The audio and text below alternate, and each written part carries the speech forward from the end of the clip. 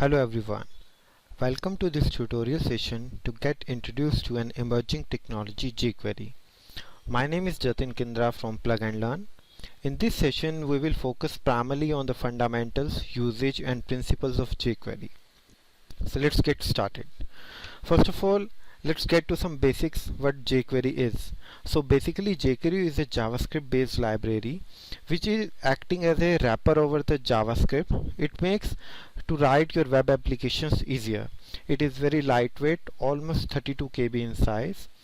It helps to ease the syntax, the usage and functionality of the JavaScript to write your prompt web applications with much ease, clear syntax and greater functionality. The basic fundamentals of jQuery is write less and do more. So as per its fundamental, it provides a lot of functionality set which you can use in your applications to ease your work, to put greater applications and fundamentals to your web applications. This way you can build some core applications with easier flexibility and more functionalities. Also, jQuery is a cross-platform and cross-browser compatible. That means when you write your jQuery for a particular web browser, you can be bit assured that it will run properly over the other browsers also, because that was not the case with the JavaScript. JavaScript has more compatibilities issues with multi-browser scenarios.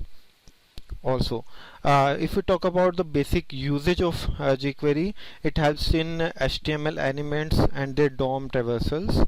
It helps in their manipulations, like you can create elements in the runtime, you can manipulate their designs, you can add and remove elements from your page in the runtime on the fly. Also, you can handle events like click events, mouse hovers and lot of other stuff. It provides you good functionalities to animate your web elements or your web page with sliders, loaders and a lot of stuff you have seen in your day-to-day applications. Also, one of the core functionality which is provided is Ajax. It helps you to call other web applications, or I will say to retrieve data from other applications which are termed as APIs. It helps with the functionality of Ajax and asynchronous and partial postback systems. Now, if we talk about the prerequisites, the basic prerequisites of for learning jQuery are the basic knowledge of HTML, CSS and JavaScript. Now let's get started how to first of all install and set up your jQuery in your application to make use of the functionalities which jQuery provides. Now first of all, let's look at a basic page, how a page looks alike. In general, a HTML page looks like something like you have your head tag, you have your body tag where you put all of your stuff. They are all compressed within the HTML tag. Now what are the ways to integrate the jQuery functionality to your application? So there is not a major sort of stuff which you have to do integrate your jQuery into your application. jQuery is nothing but a normal JS file. Let me show how it looks like. So this is something, it is basically any file which ends with .js extension. It is a JavaScript file, and jQuery.js is the file which contains all the functionalities available. Now there are two modes. One is the core file, which is something like jQuery hyphen the version number.js. Another is jQuery hyphen version number.min.js. Min is the minified version. It is more lighter in functionality, and it is some sort of compiled format of your core jQuery implementations. Now, what are the ways to integrate jQuery in your application? The first thing is, there are two ways. Either you can include it directly from the internet using the CDNs, which are basically the content delivery networks, or another thing is you can download the jQuery file into your application, put it into appropriate location and just integrate into your application. For example, in order to download, you can go to jQuery.com to the download section and you can download any file, whether compressed or uncompressed. You can put it into the application and link it with your web page. Now how to link it to the web page? If the file is locally in your application, what you have to do, you have to put a script tag. you have to provide source to it, the location where the jQuery file is located, and type is equal to text/javascript. So this is the one way to integrate using the local folder. The another way is connecting it using the CDN. So it goes the same way. Script tag, you have type text JavaScript, you provide the source as to the absolute URL of the jQuery file or the CDN where the JS is located. So these are the two mechanisms. Either you can opt for this option 1 or your option 2, and this will integrate the jQuery functionality into your particular application. Now next, let's talk about how to use jQuery and how jQuery looks alike. So anything, whether you are writing JavaScript or jQuery, goes under the script tag, which is text/javascript.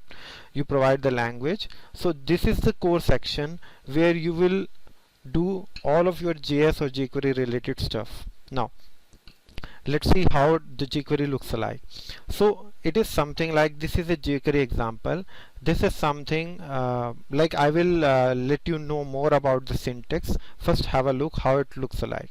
What we have done something is that we are saying $document.ready function. Now let's talk about syntax first. So just focus on this section prior. So it is a general criteria and general methodology how jQuery syntax will work. All the things start with dollar. So dollar is basically a representation of jQuery. Whenever your HTML DOM will see a dollar, it will come to know that, okay, so I have to refer jQuery here because this is the functionality of the jQuery. So dollar signifies the jQuery. Now what we have to do, we will say we want to manipulate a DOM element. So how it will look in the terms of syntax. First is where to do, means on which particular element, on which particular entity you want to do your stuff. So it goes here, where to do. The next section is when to do. Okay, so there are simple scenarios like you want to do something on a click of a button. So button is where to do, the click is when to do, and the other section is what to do, means what exactly you want to do. So this is how all the standard syntax in the jQuery will go. It's pretty simple and accurate, and you can just memorize this particular syntax, and you have to write all your stuff in using the same methodology. Now let's get to example. What I am saying is $div element. So don't get into the details, simply take it like, okay, this is the element where I have to do something. This is say a div element. Now when I have to do on the click, and what I have to do, I have to hide this particular div. So whenever this div is clicked, this div should hide. This is the functionality which it signifies. Okay, now let's get back. So let's compare it with the standard syntax. What I am doing, where to do, I am talking about document. Document signifies the complete page. So I am saying whenever the document is ready. So this is the event when to do. So whenever this document is ready, do this particular stuff. So this is the standard notation. Now what this ready means, ready is event of the page itself. Whenever all the DOM elements and every entity is loaded properly, this event fires on the page. So what we are saying, whenever everything is ready, just say alert that, okay, I am loaded. So let's see how it looks like. Okay, I just refresh this page. Okay, it's saying, so I am loaded. So this signifies that every entity of the page is ready, and now everything is loaded. Now there is another way to write the same things, like to write the document.ready. There is another short syntax which is something like $function, and it works same way. So first it is, so I am loaded, so I am loaded again. So this signifies that you can write your document.ready in either way, whether using the syntax 1 or syntax 2, and also you can have multiple number of document ready on a particular page. It will not create any problem. So this is how the basic jQuery syntax looks like. Now let's get to the further entity of how we will manipulate our DOM, how we will handle a sort of functionalities using the jQuery. Now let's get to the next section, which is selectors. Okay, what selectors are? So as we are saying that jQuery can be used to manipulate a lot of stuff on your page. So what we can do, there are a lot of ways to select your elements from the page. I will say to refer the elements on your page. So let's see how it looks. Say we are getting to the next example.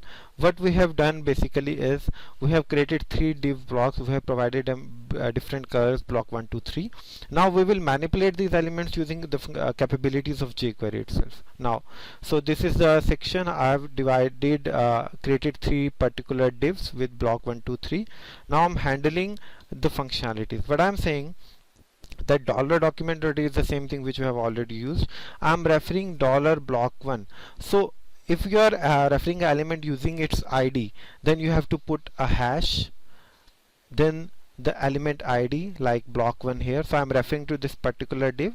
This is dollar block 1. So I'm talking about this particular div. Now what I'm saying, on this particular div, hide this particular div. Now this numerical parameter is the time duration. Like you can provide the time, how much time this particular event, the hide event, will take place to complete.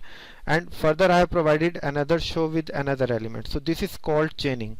The action1 dot action2 dot action3 dot end. So you can provide multiple number of events simultaneously on a particular element. So how it behaves: whenever the page will load, first it will hide, then it will show with the slowness effect, because we have provided the time. So you are saying when I am refreshing page, it is first hiding it, then loading it again. So this is how easy it is to manipulate the DOM elements to provide animations and a lot of stuff. Now next, the second one, what I have done, I have provided the class to each of them. The block, each div is having the same class. Now if you want to select the elements using the class name, because using the ID we are using hash, using class name you have to use dot. So when I am saying dot block, it is referring to all 3 of the blocks, because all of 3 are having the same class name block. Now what I am saying, all the block elements, hide them and then show them. Let's comment this section so as we can see the reflection correctly. Okay, so you are saying all the 3 elements are being rendered simultaneously using a single event. So this is the capability to select multiple elements using the class. Now let's see the section 3. What I'm saying, there is another effect called slide up, delay and slide down. What I'm saying, for the div 2 with the ID block 2, slide it up, then delay for some time and then slide it down. Now see how it looks. Okay, so you are saying it slides up, waits for some time and then gets back. So this is how easy it has. A lot of fun to animate, manipulate HTML elements, and without usage of any third-party component, because this all functionality is provided by the jQuery itself. Now let me show you another example, toggle. On the button click we are toggling. Toggle is something like switch on, switch off, like a functionality. So on click, this is shown a yellow div with some text. On click it goes back. So if we quickly look over the functionality, it is something that I have a button with the class hidden text. I have a div which is being shown, because initially it is display none, so it is not visible. What I am saying, on this particular button's click, just toggle this particular element slowly. So toggle is, if it is hidden it will show, if it is shown it will hide. So it works in sort of on off type of functionality. So this is how the elements can be manipulated easily using the DOM elements. Now let's get back to another functionality, how to handle CSS, like how to design your elements, how to provide design capabilities to your elements in the runtime itself. So taking the similar examples, I have 3 blocks, block 1, 2, 3. Now what I am saying, on block 1, so the design is provided using CSS. So what I'm saying, on block 1, put some CSS or style, make its color as red, background color as yellow and font weight as bold. Similarly on the block 2, I'm saying put its opacity to 0.1, means make it bit transparent. So when we are saying, okay, so we are seeing the effect, the block 2 is bit transparent, it has yellow color and the red as the foreground. Now say if I comment this functionality, let's see how it looks by default. Okay, so the original state is this, but using the jQuery itself, we have overridden the default manipulations and make it look something like this. So this is how designs can be added. Anything which is provided in the style or CSS can go here easily. So there is not anything special which need to be done. So this all can be done using the simple manipulation of the CSS. Now let's see how we can handle events and other stuff in our particular application. Now, the events are the ways to handle user activity, to manipulate users' inputs, and to do a lot of stuff with the users' inputs itself. Now, how to handle the events? There are different type of events, like for the buttons we have clicks, for the elements we have clicks, for we have mouse hover events, we have other sort of events. So there are a lot of things which can be done. Now, looking at this example, what we have done here itself. So what we are saying, we have designed 3 block elements, provided buttons along each, which says for first element toggle me, block 2 says hide me, block 3 is by default hidden, so it is showing show me. Now how we are doing that? We have divided 3 buttons here, button 1 with ID button 1, button 2 and button 3. Now we are providing the corresponding functionalities. What I am saying, on button 1's click, make block 1 as toggle slowly. Now see how it behaves. Okay, so I'm clicking toggle 1, it is hidden. I will click again, it shows up. So this is how we are handling the same functionality using the click of a button by event handling, because event handling is this one. On the button 1 we are providing the click functionality and we are telling what you have to do exactly. Now let's see the other functionalities. Okay, this is the one way to bind the events to your elements. This is the another way. You are saying which element dot on means on what event you have to do. I am defining on the click do this particular task. So it is equivalent to this one. Now what I am saying, on the button 2 make button 2 hide. If button 3 is clicked, make block 3 show. Now also block 1, on the click of block 1 you are either toggling or you are show and hiding the element again. Now see how it looks like. I'm saying hide me, I'm saying show me, I'm saying toggle me, I'm saying show me. So this is how, because we have to reset this. So this is how events can be handled and the manipulations can be done using the events. Now the next, say look over some mouse events, how mouse can be used to manipulate the functionality. Say initially we have no functionality available, so we have 2 blocks visible in a just static state. Now bind something to it. We are saying, as we have 2 buttons, block 1, like we have 2 divs, block 1 and block 2. We are saying on the mouse hover event of block 1, whenever the mouse hovers over the block 1, make block 1 hide and show. Similarly, on the mouse hover of the block 2 with a different style of syntax, make it hide and show. So let's refresh it. Okay, I hover over block 1, it shows and hide. I go over block 2, it shows and hide. So this is how events can be, mouse events can be binded to the events itself easily. Now next comes to the another functionality, how to handle the API request. Now this is the capability of the jQuery, provides a API, basically AJAX API, which can be used for the asynchronous operations. AJAX basically stands for asynchronous JavaScript and XML. Although there is nothing like XML into it, but it is standard notation. It helps to dynamically or partially load the content from a web page from another entity, and without refreshing the current page, with which provides a unique flavor to the user, a unique feel that I am getting data when I'm not refreshing my page. This provides a good usability point of view of your application to the user for a good user flexibility and enability. Now What are the APIs? APIs are basically application program and interface. They are basically, I will say, the APIs are a type of application which are there intended to deliver you data whenever you demand it for. So you can use your HTTP GET request, you can use your HTTP operations, and you can invoke any third component which delivers you data. For example, here what I have done, I have created a sample API. So API is something, say there is a method named get student list. I have created some students list here, right? Student 1 2 3, and I am serializing them as JSON because JSON is a standard format which communicates with the Ajax. So if I invoke this API, so this application is nothing but it is only delivering you some data. If I hit this request, I get this sort of JSON back. So this is something a standard data. If we formatize this data using a like JSON validator, so this is how data looks like. So this is object 1, which has the properties like ID, name, branch, and address. This is address 2 and 3. So you can append a lot of lists here. So now we can invoke this particular URL using jQuery to load some data from a remote resource, manipulate it and render it in our web page. Okay, so how that looks like, let me first show you some code base of the same. So there are two ways to do this. Let me tell you the first one, how it looks like.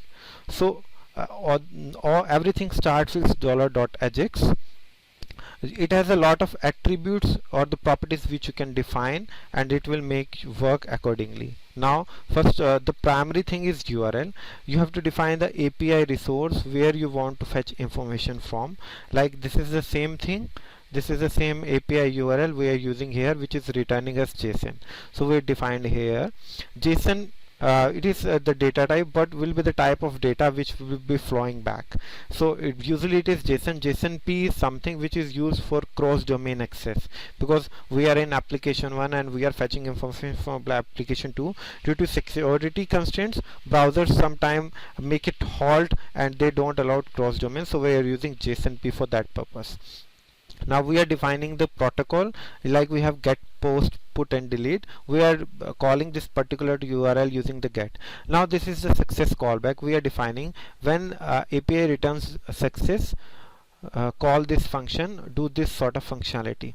So we are getting a list from there which is JSON. We are just parsing it out, or I will say deserialize it. We are looping above that and we are just displaying it particularly into our div element, which is here below.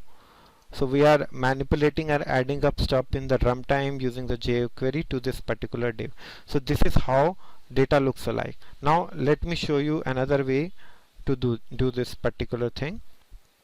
Now what we have done, like as that URL was returning us a JSON. Now say I similarly have a JSON file. I saved it locally. Say I have an application which is generating JSON files locally and storing it somewhere. So I have this the same data which is coming from API. I have stored it locally in a file. Now what I can do, as we are providing URL here, it can be an absolute URL which is over the web. It can be a local URL, and anything will go like. So I have defined data.json, the same JSON. This time JSON because I am calling a resource from the local machine. There is no issue with the cross domain stuff. So this is how it looks like. The data is returning, I am looping over it and rendering it back. So let's see how it looks like. So whenever I will refresh my page, it loads data from the file. This is the ID, the second attribute is the name, and this is the branch. So this way you can cause the remote resources, pick data from them and utilize it in the Ajaxified way. So this is completely Ajax. This is running in the scene behind and loading data dynamically over the web. Now another quick example, let me show you how you can pick from third-party resources. Like we have Flickr. Flickr provides us a functionality or a API by which you can access its public images using the API request. So I have implemented a quick example here. Whenever I will load this page, my Ajax will call the API from the Flickr and load some dynamic random images. Like let me give you a quick glance over how it looks like. So this is something like we have this one. We are calling the JSON using this API request. For the returning of data, we are rendering dynamic image elements with the source attribute, and it loads up to the page. So this way jQuery provides you a lot of flexibility, lot of stuff which you can use either way to manipulate your application, and you can generate some dynamic applications with a lot of functionalities and easiness. So try your hands on with jQuery, and we will come back with some more tutorials over there.